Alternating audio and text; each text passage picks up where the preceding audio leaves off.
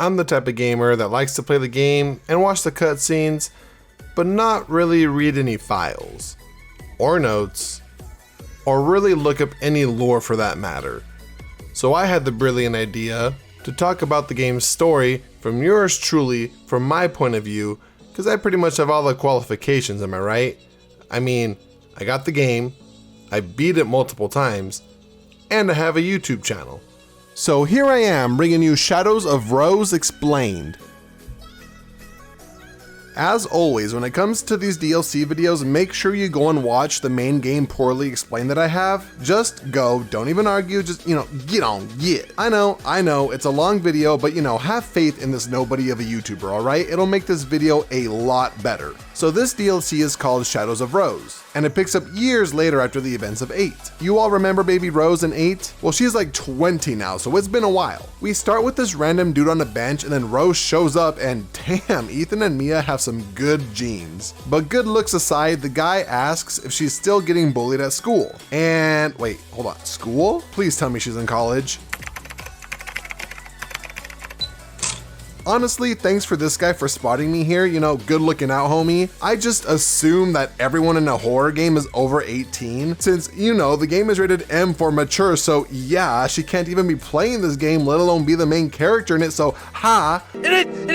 Spot! I need a spotter! Spot me! Somebody spot me, bro! Apparently, she's a loner because she's a self-proclaimed freak, so she isolates. She has some type of powers that we're unaware of, and the guy says that there may be a way to get rid of her powers. And she's 10 toes down, man, no questions asked, she's ready. He takes her back to his lab, which almost sounds creepy. And he says that Miranda found a purifying crystal which may be able to get rid of her powers. But Miranda's notes are incomplete. So he points to this pulsing thing here that I wouldn't even touch with a 50-foot pole, and says that it's part of the Mega Mind Seed. A fragment of the Mega Mind Seed. He says that it stores people's memories even in death if it's nearby, including Miranda's. As ludicrous as this sounds.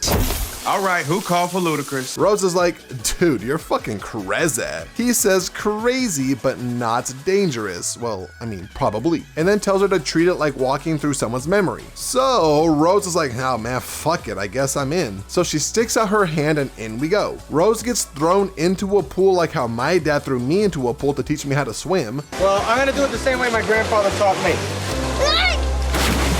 I'm telling you guys, my dad gave me a lot of trauma. And I also swear every movie uses a pool of water to show us in our own subconscious. But instead of Miranda's memories, it's all of Rose's memories with everyone making fun of her. So yeah, thanks random dude for putting me onto this. She yells for it to stop and it's all like, oh, okay, my bad. And we're back in the real world. Or are we? I don't know, the lab seems kind of off, like it's not as bright as it was before. We leave the lab and yeah, what the fuck, we are not in the real world. We get up to this door and I don't know, whoever's behind it sounds a lot like Rose. Is someone there? Dangerous here. We find the key to the door and then see this grimy looking sludge thing rise up and then disappear when Rose notices it. Bitch, we all saw you, you ain't sneaky. We make our way back to the door, open it, and find a child's picture. Oh, look at that beautiful drawing. Yeah. Then something in the sludge grabs us, but before we get pulled in, something else grabs us and pulls us to safety. It turns out the person that saved us is us. Wow, we've really come a long way in this therapy session. Rose tells Rose that we need to get out of here, so we get to this hidey hole, go through it, and oh, look, another Rose. And another Rose, and oh, look, another Rose. So won't the real Slim Shady please stand up? Please stand up. Please stand up. The handle to this gate is missing, so off we go to find that. But instead, we find a grotesque amount of dead us's, and oh shit, wait, this one's not dead. Oh, it's okay, now she is. Well, I mean, I think. We find the handle and get back to Rose, but see this thing pulling a Dementor and sucking the soul out of her and her face, my god. It comes at us, so we use our powers to knock him back. He's like, damn, that's some nifty power you got there, kid. We pull the lever and then hear nothing but this. So I scream back, So we run in circles to avoid the monster while the door takes its sweet ass time opening like we aren't in a fucking rush. And once the doors do open, we are gone. We get cornered in a room, but some mystical, magical something makes a wall disappear. Then while we're running, the same something tells us where to go. The path eventually leads us to what looks like Lady Dimitrescu's castle. Oh, I said that right. Lady Dimitrescu's? Lady Dimitrescu's? Anyways, Casper the friendly ghost tells us that he's not an enemy and tells us to leave. Rose is like, nay, I need to find the cure for whatever this is. Who are you? My guardian angel? Hell yeah, Casper. Oh wait, his name is Michael. And can you imagine telling this to quite literally anyone? Imagine going up to your friend and just saying, yeah, I was talking to a ghost that wrote shit on the walls to communicate with me while I was inside the mind of a living mold thing that made me swim through my subconscious to get to a castle. But you know, this is Resident Evil, so it just makes sense. Anywho, we carry on to the main foyer and hear someone laughing. We peep through the door and we see this guy taunting another Rose. And gee, I wonder who it is. Who else in this game also has a side hustle of my 600-pound life reality TV star? Yeah, Duke, that mask ain't hiding shit. He then commands the mold monsters to kill the other Rose. He looks at the crystal and us Rose is like, The crystal. then just falls forward through the door. So now the Duke knows that we're here. Pardon my French, but what the fuck, Rose? Are you dumb? That is possibly one of the stupidest moves I've ever seen in Resident Evil. And I've played a lot of Resident Evils, alright? Rose, you just had to stand there. That's all you had to do. Trip the other day just standing there. What's happening? The Duke sicks his dogs on us and now we gotta run. Michael spells out that we need a gun, like, yeah, no shit, we all know I'm a shooter. Give me a gun and this place is getting lit the fuck up. Rose actually says the same exact thing. Well, okay, maybe not word for word, but pretty much 99% identical. And then we touch his words and he makes a gun just spawn. Cool. Instead of this pistol, can you give me an AR? Or something with a little more kick since we're quite literally speaking our words into existence right now? Oh, that was great, psychic friend. Now say, money should be falling from the sky. Say it. We get to the crystal and it's the same mask puzzle as in the main game, so off we go to find the masks again. When we find the first one, Mike Wazowski says that it's a trap and that we need to destroy the core, which is this flower looking thing. And in order to destroy it, we need to use our powers, but that we need an amplifier for our powers first. And then he points us in the direction to go. And of course, I don't doubt Mike because, I mean, he gave me a gun and that's some real friendship moves right there. I see a lot of dead Roses and I start to compliment their valiant efforts because I'm guessing they got pretty far if they're here and not dead in the dungeon. Oh look, this one actually got a decently far, you know? Oh, she got here decently far too. Oh look, she got far too. And then we maneuver through a library and have to expecto patronum this Dementor attack. Who, me? Yeah, you. Oh yeah, I keep this on me at all times. Okay, but what, we got wands and stuff. Like, why are Yeah, you but using I mean, this chamber got a couple of secrets too, if you catch my drift. Oh. I'm finna send some deathly hollows his way. Oh, wow. If you catch my Okay, drift. relax, No, relax. Now let me on the front lines, cause I'm itching to set this Okay, off. I love the I'm energy. putting I love it. a hole in his head. I'm not talking about his nose. Oh, Lord. Let me let this bitch off. And then check to see if the Rose is alright. Spoiler, she's not. Are you okay? Watch me sneak past this monster real quick though.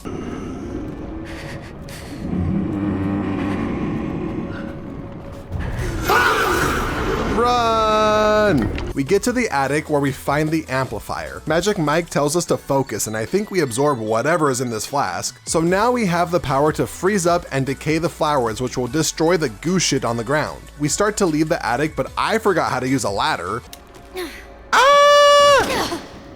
Get back to the mask, erase the flower, grab the mask, and Mike Tyson tells us to rest. Yeah, let me just take a nap right now. The hell are you thinking, Michael? So Rose yells at him like, Still to be happy about. You're up too old. Job's not finished. Job finished? No, I don't think so. Okay. He gives us a first aid and then we go and put the mask on the statue. We start to look around for the second mask and Duke talks to us on a TV like the main game. And what the fuck, man, this still makes no sense. But the Duke spawns in this giant hulking monstrosity of a thing. So we run into a nearby room and Mike locks the door behind us. We find more power boosting steroids and this time it lets us slow the enemy's movements. And I don't know why, but this ammo in the right hand corner of my screen for this new power reminds me of testicles. I try and find my balls, for God's sakes. 1, 2, and 3. Okay, I'm okay. Comment at me all you want, that's just where my mind goes. We leave the room and I'm fucking these two guys up just to be surprised by an uninvited guest. What the fuck? What's behind me? What's behind me? What's behind me? I jumped right there. We go back to the courtyard and unlock the door to hopefully get to the second mask. But no, all we get is more of this goopy shit and dead roses. I told you guys, art is pain. We do the same statue puzzle that we did in 8. You all probably don't remember it because I spent about 1 second mentioning it in the last video. But this time, instead of the normal statues in the main game, there are Rose getting murdered in different ways. I kind of need to slow down right here though, because it just dawned on me that this whole village is really obsessed with Rose. Jesus Christ, dude, if I had $1 for every Rose I saw, I'd have like a bare minimum of $10. Wait a minute. 1, 2, 3, 4, 6, 7, 8, 9, 10,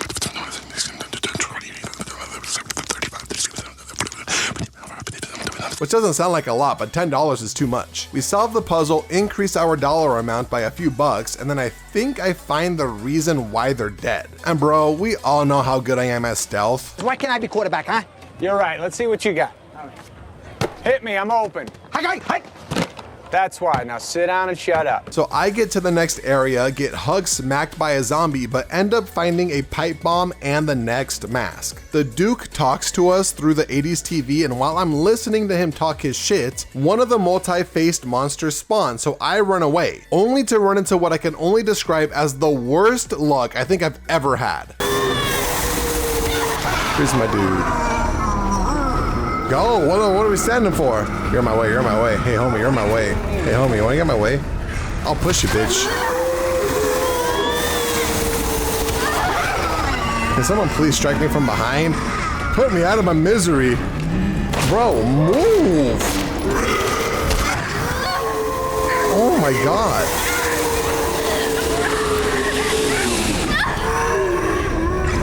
Move, homie. Oh my God, move!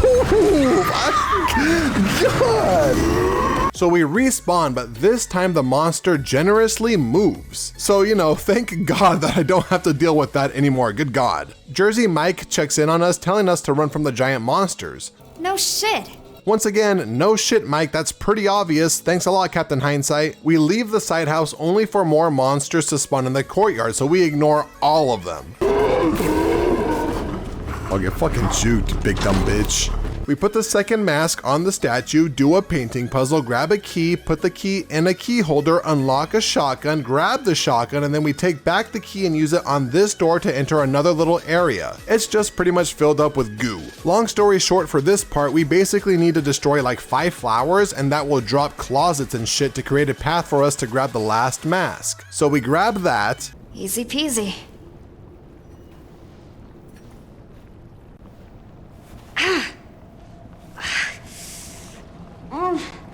What now?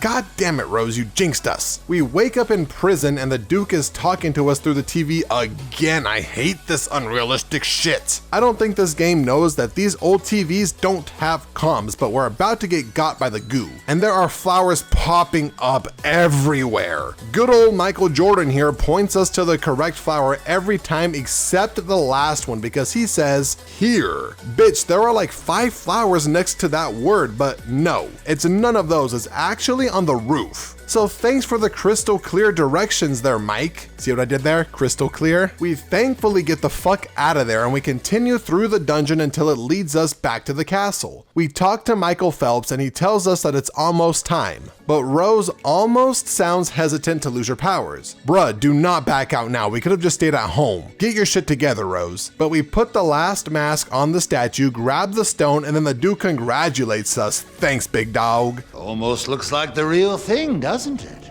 Wait, what? Turns out the Duke duped us. He then pulls us through the floor and we wake up in another freaking dungeon. The Duke spawns in one of those multi-faced monsters for us to kill. Definitely not the other way around. So we use the freezing power to slow him down and then shoot his weak spot until he goes down. Dookie Pookie here opens up the nearby gate, spawns in smaller monsters, makes the goo spawn in our area, forcing us to go towards the monsters. Oh, and the multi-faced monster respawns. Shit is going great.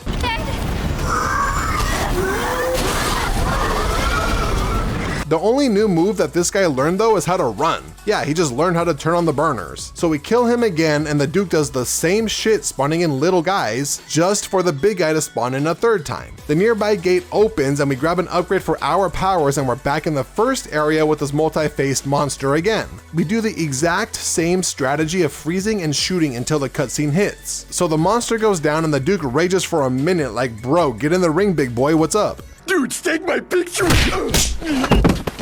Oh no! So instead, he starts surrounding us with monsters, so we jump into darkness just because Mike told us to. And shit, once again, we're putting a lot of faith into Mikey here, but it looks like we land in the same pool that we jumped into when we first entered this realm. Apparently, we just went deeper into wherever it is we are, like Inception. Dream within dream type of shit. Rose monologues about how she wants to get rid of her powers and be a normal girl and have friends and some other shit that I'll never understand because people suck. Except for you watching this, you're awesome. Thanks for sticking with me. This monkey knows where the crystal is but doesn't tell us, and then teleports into this self-pushing stroller. We get to this grave that was in the main game and Rose says, I swear I've seen these monkeys before, but what the hell? yeah, not even 2 minutes ago we ran into the same monkey twice. Come on, Rose. I thought my memory was bad. Holy shit. We get into an elevator and Mike says someone is interrupting his signal to us. Giant monkeys. But we end up in the doll lady's house. And there's a reason why I don't call it the baby's house. Just wait. But damn, look at this portrait. It's actually very good. The lights go out and we hear the doll's voice. And once again, we lose all of our inventory. But instead of a mannequin on the table, we have another stuffed monkey. I find some numbers but can't figure out which order they're supposed to go in, so when I get to the log, I use the tried and true guess and check method and get rewarded with some scissors. I wonder if they're the same scissors that Ethan used to stab Angie the doll. We start to cut open the monkey and wait. I think in Resident Evil 8, Ethan says that this stuffed animal was Rose's favorite. So that's why it's a focal point. I'm really glad I put that together because I was like, why the fuck is this monkey here? But we grab a part to the door that we need, then the stuffed animal disappears and there's a diorama or some shit here and we basically need to find all of the dolls to place right here. But in order to find the other dolls, we need to complete other dioramas. And they kind of look like Rose being bullied by people, like damn, she has had a rough childhood, Jesus Christ. This present one hits home though because one time when I was younger, my friends got me a gift card. So you just gonna bring me a birthday gift on my birthday to my birthday party on my birthday with a birthday gift? Happy birthday? I go to Walmart to use it and there was nothing on it. So since then I have a deep mistrust for gift cards. But self-trauma aside, I go around, find all of the dolls, but this doll in particular looks very familiar. It actually looks like the pointless doll that I found as Ethan in the baker's basement in 7. So I'm starting to piece together that this might be Evelyn here. We complete the diorama and it burns Minnie Rose. No! But we get a key. The lights go out and a phone has replaced the diorama. No. Well, I guess we have to answer. Is this the Krusty Krab? No, this is Patrick. The voice says to take the elevator to her and that's about it. So there are signs everywhere now, kind of like the game Emily wants to play. And if you don't know, that's a scary game where little dolls chase you through a house. It might be a future poorly explained, who knows, I'm still debating. This sign says don't look away and oh god, yup, look at that. Just like Emily wants to play. This is why I call this the dollhouse. I mean, mannequins are just giant dolls if you really think about it. You're picturing it and we're talking about it. That's a win in my book. Wait. So we need to keep eyes on these mannequins the entire time. When we look away, they move towards us, and if they get to us, it's game over. We get to the bedroom where we hid under the bed as Ethan. We grab the fuse, and you see how she moves closer while I look away? Well, I kind of need to get around her. So as long as I watch her, she shouldn't do nothing, right?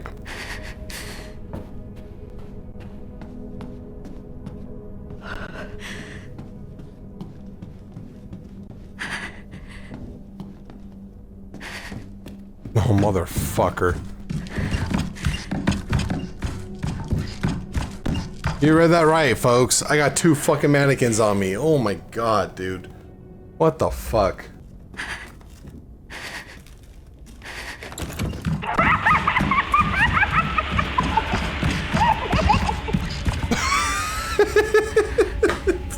fuck, now I have triplets. But it's fine because as long as I keep them grouped up, ah shit man, now there's a fourth one. But I'm telling you guys, I'm a psychopath.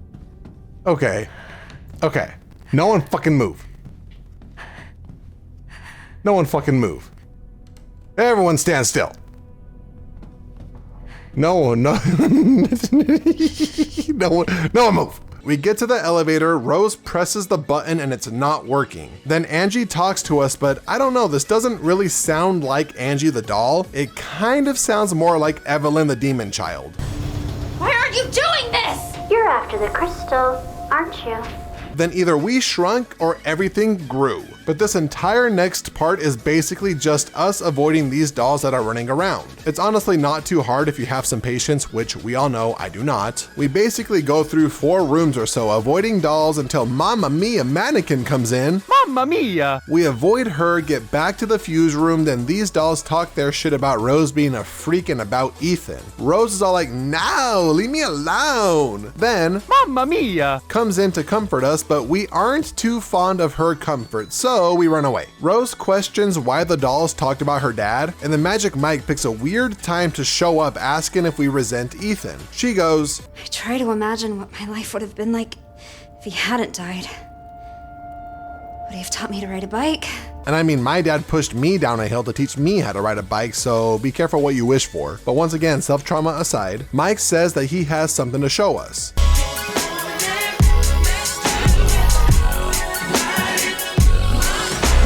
He teleports us to the house that Ethan and Mia owned when we were in 7. We go around clicking on a bunch of stuff, hearing Ethan talk about Rose with each item. She's so little. Hard to believe one day she'll be old enough to share a bottle of wine with her old man. She just cannot get enough of this stuff. I bet Dad would feed me as soon as I started crying. We open a drawer, find a letter, and... Happy half-birthday, Rose.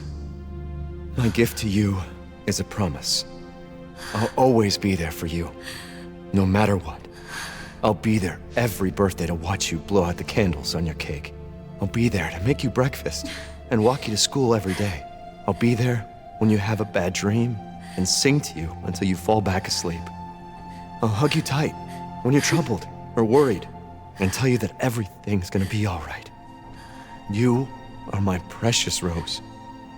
Never forget that, Dad. All of that for half a birthday? I can't even remember the last time I hugged my dad. Daddy didn't love me! White people, I swear. Then Evelyn appears behind us and teleports us back to the dollhouse. Evelyn is all like, I don't have the crystal. You have to go deeper. And then she said in my ear, go deeper. Stay with me now. And what hurt me is I was already all the way in. So I had ran out of pee-pee. I know I've used that clip recently, but come on, I had to use it here again. Evelyn is like totes super jealous of Rose and wants to kill her, which she does not once, but twice. Look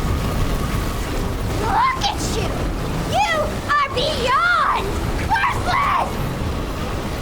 Seriously, what is your problem? And then I get the fucking mannequin goon squad on me. This is a load of barnacles. Evelyn is about to do some magic shit, but we got our own magician on our side. We take a bottle, becomes a glass. Where did it go? It's in my ass. We get an upgrade, so now we can shoot 5 freeze blasts, and in the next room, it's a boss fight with Evelyn. Finally, some child abuse. Thank you, Resident Evil. I really hope my neighbors don't take that seriously. She does the same shockwaves that she did in Resident Evil 7, and man, Evelyn really hates us. You're completely obsessed with stupid old Rose! If you'd never been born, it would have been perfect! It's kind of just a child throwing a temper tantrum at this point. We hit her enough times to trigger a cutscene and... No wonder no one loves me. What now? Sorry for showing compassion. Damn, I thought that's what you wanted. Evelyn is about to throw furniture at us, but then Mystery Man comes and pushes us through a door which turns into the pool again. So deeper in we go. Rose is all like, shit, Mike saved me, but it sounded like my dad. And then puts it together that Michael is actually our dad, Ethan, which high-key wasn't that much of a surprise. We follow the trail that Ethan took at the beginning of the main game until we get to a swarm of monsters that got a pretty happy little Rose exclusive makeover. Am I a pretty girl? Oh, well, you're beautiful. We kill them and brute force our way through the waves of Thriller extras, and we jump down the same hole that Chris left in 8. We get to the central core or something. I don't really know what. Ew, what the fuck? We're just gonna ignore that. I think we found the real crystal about damn time. We grab it and it starts to take away our powers, and Rose is near orgasm happy. But then Miranda ruins our orgasm. But I mean, shit, I still think that she's hot enough to keep it going. Imagine Miranda just pops up and Rose is all like, yes, even better. Miranda's sitting there like, wait, what the fuck? Anyways, Miranda introduces herself and then says that Rose was too powerful to take control of, which makes absolutely no goddamn sense. I'm sorry, I'm gonna be that guy. Rose doesn't even know how to use her powers to the full extent. She can barely handle the fake roses that Dookie Pookie was throwing at us. So I don't like this whole, oh my god, Rose is so powerful narrative when she has done nothing that shows this power that Miranda keeps speaking of. Okay, so Miranda lured Rose here. The guy at the beginning that told Rose to come to this place, well, guess what? That was an illusion, apparently. Miranda is about to attack, but then Ethan comes out and then Miranda transforms and now kills our orgasm. RIP our orgasm. But I'm sure a lot of females, this isn't the only time you've been disappointed.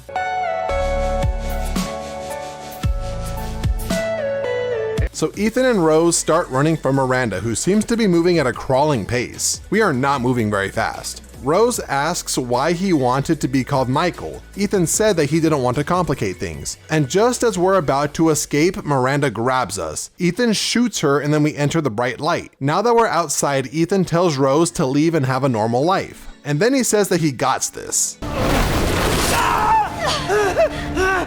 I don't think he gots this. Rose smashes the crystal, regaining her powers, and now she can teleport on some Ultra Instinct shit. NANI?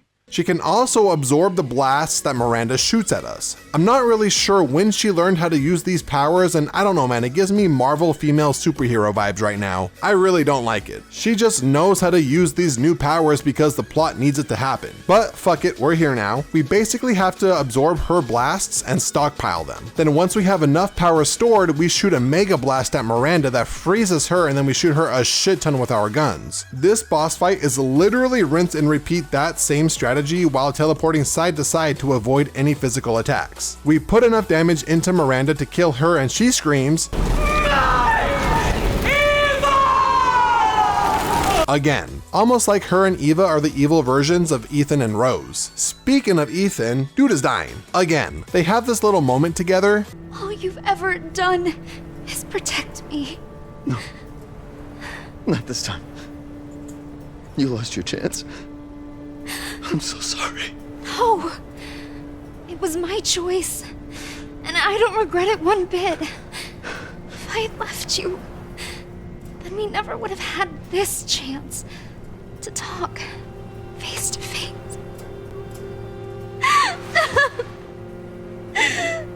But I don't know, it doesn't really hit that hard, which is kind of a bummer because I was expecting this to be like super sad, but I think it's because of the camera work. So Resident Evil 7 and 8, they basically made Ethan a no-face protagonist. So we've never seen Ethan's face, which still holds true during this conversation. And I don't know, for some reason it just makes it less sad. Because you know, yeah, the back of his head and chin just really bring out the tears in me. We wake up back in the real world lab and we can tell by how bright it is. It turns out that we pulled out Ethan's wedding ring, so that's a nice little keepsake. And then we cut to Rose reading the book at the beginning of 8. Then we get the same cutscene that we got at the end of 8 where Rose visits Ethan's grave, and it pretty much plays out the same as the main game. But now when she threatens the CIA agent for the terrible joke, it kind of makes sense, because now we know her powers. We even get the same mysterious figure in the road as well. Still do not know who that is. But then the credits roll and it is officially the end of the game. So as always, I wanted to thank you guys so much for watching. I'm finally all caught up with the mainline Resident Evil games, and by the time this video comes out, I'll probably be balls deep into Resident Evil 9, so be sure to be on the lookout for that video coming soon. And then I'm also waiting for a Code Veronica remake announcement, so you know,